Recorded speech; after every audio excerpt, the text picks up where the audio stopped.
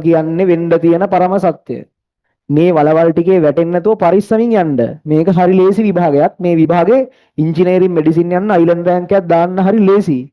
ලේසි වෙන්න හේතුව මේ රටේ ඉන්න මිනිස්සුන්ගෙන් 70%කට 80%කට කිසි ඩිසිප්ලින් එකක් නැහැ. වැඩක් පටන් ගත්තට හෙන්න ගැම්මෙන් ඇවිල්ලා අයිලන්ඩ් ෆස්ට් වෙනවා කියලා පටන් ගත්තට අඩුම ගානේ උන් ටික කාලයක් යනකොට පොතක් පෙරලලවත් බලන්නේ නැහැ. ඉතින් එහෙම උන් ගොඩක් අතරේ ඔයාලට දිනන්න හරි ලේසි.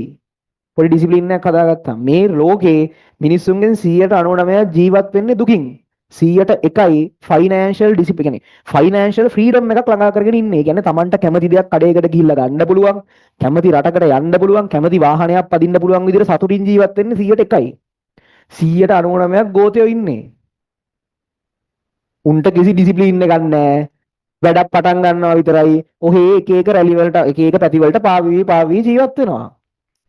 මොකක් හරි වැඩකට ඔහේ කාලේ කනවා.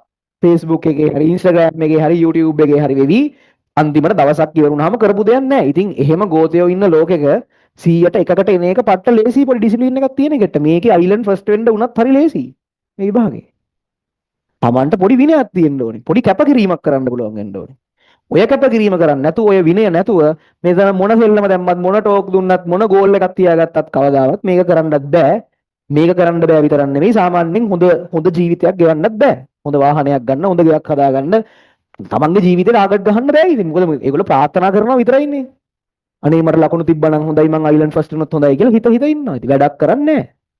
දවසකට පැය 10ක් වැඩක් කරන්නේ නැහැ. ඉතින් කරන එකාට ලකුණු තියෙනවා. කරන එක ගණන් ටික හදනවා, පන්ති වල පළවෙනියෝ වෙනවා, එහෙම වෙනවා. අර 199ක් ගෝතයෝ ඉන්න ලෝකෙක මේ ලංකාව නම් පුදුම ලේසි දියුණු වෙන්න හරිද? 150කට විතර ට්‍රැක් කියන්නේ උන් දන්නේ උන් මොකද්ද කරන්න කියලා. උන් ඇයි මේ A level වලට ඇවිල්ලා තියෙන්නේ? ඔහේ පන්ති එනවා, බස් එකේ එනවා, ආයි යනවා, ඔහේ ඉන්නවා. ඔහේ ඉන්නවා උන් ටික හරිද? 150ක් එතන. අනිත් ඒ උන්න ඩිසිප්ලින් එකක් නැහැ. අර හෙන්න ලේසි මේක කරන එකෙත් පන්තියක පළවෙනියෙක් වෙන්න එහෙම ගේමක් නැහැ. ඒක තේරුම් ගත්ත දවසක විභාගේ පාස් වෙයි.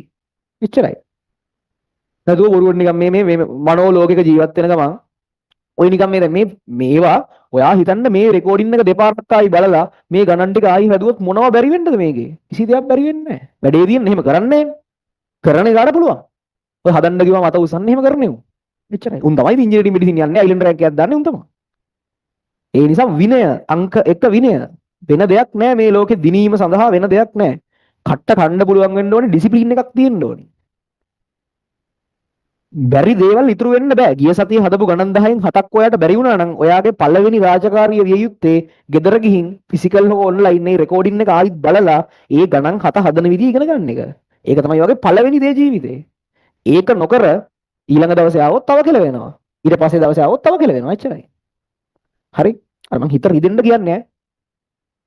හිත රිදෙන්න කියන්නේ. මොකද මට නිකන් අර බොරුවට ඔයාලව සතුටු කරලා හිත සතුටින් තියාගෙන ටික කාලයක් යනකොට ඔයාලට ඇත්ත තේරිලා එහෙම වෙන්න ඕනේ නැහනේ. කෙල්ලිම පරම සත්‍ය මේ කියන්නේ. දැන් ඔයාලා ඊළඟ ෂොට් එක කන්නේ කොතනින් දන්නවද? ස්පෝර්ට් මීට් එකෙන් හරිද? ආයි බලන්නකෝ. හැන්දි ගෑවිලාම යන්නේ. දැන් ඉස්කෝලේ ස්පෝර්ට් මීට් එනවා. ඒකට මහන්සි වෙනවා. මම වුණත් ඉස්කෝලේ ඉන්න කාලේ ස්පෝර්ට් මීට් එකට මහන්සි වුණා. නමුත් ඒක බැලන්ස් කරන්න ඕනේ විදිහක් තියෙනවා. මේ පන්ති 4ක් 5ක් කට් කරගෙන ඒකේ රෙකෝඩින් ඉතුරු කරගෙන ඔය ඒ කාලේට ගානට පන්තියෙත් සෙට් වෙන්නේ හොඳ පාඩම් සෙට් වෙන්නේ බ්‍රහ්මණ චලිතය වගේ පාඩම්. ඉතින් නෑ කෙලින්ම ඊළඟ සයි එක තමයි ඉතින් ඊට පස්සේ. හරි. නැද්ද කියලා බලන්න. දැන් ඔන්න ලියා ගන්න පොතේ මම 26 වුන්ට ලියුවා පොත්වල. දැන් හරි ඔව් කියලා එනවා. හරිද? ඒ කියන්නේ ඔය දැන් ඒ කියන්නේ ඒ කාලේට පන්ති ටිකක් කට් වෙලා පන්ති ෆිසික්ස් වල පන්ති 3ක් කට් වුණාම ඇති ඊළඟ සයි එකට යන්න. පන්ති 3 4ක් කට් වුණාම හොඳටම ඇති. ඒ හින්දා මේ අර හරියට වැඩ කරන්න අට්ටම ලේසි. ඔයාලට මේක අමාරුයි කියලා හිතෙන්නේ මේක වැඩ කරන්නේ නැති හින්දා. අමාරුයි කියලා හිතෙන්නේ වැඩ කරන්නේ නැති හින්දා. නැත්තම් මේ සීන සබ්ජෙක්ට් වලින් ලේසිම සබ්ජෙක්ට් එක මේක. මොකද මේක අමතක වෙන්නේ නැහැ. ගණන් හදන්න පුළුවන් නම් අමතක වෙනවා. කෙමිස්ට්‍රිත් අමතක වෙනවා, බයොත් අමතක වෙනවා. බයෝ පළවෙනි පාඩම එකක් පුළුවන් ද බලන්න දැන්. බෑනේ. ඒව අමතක වෙනවා. මේව අමතක වෙන්නේ නැහැ. මේව හැදුවොත් හැදුවා. පුළුවන් නම් පුළුවන්. බැයි නම් බෑ එච්චරයි. මේව අමතක වෙන්නේ නැහැ.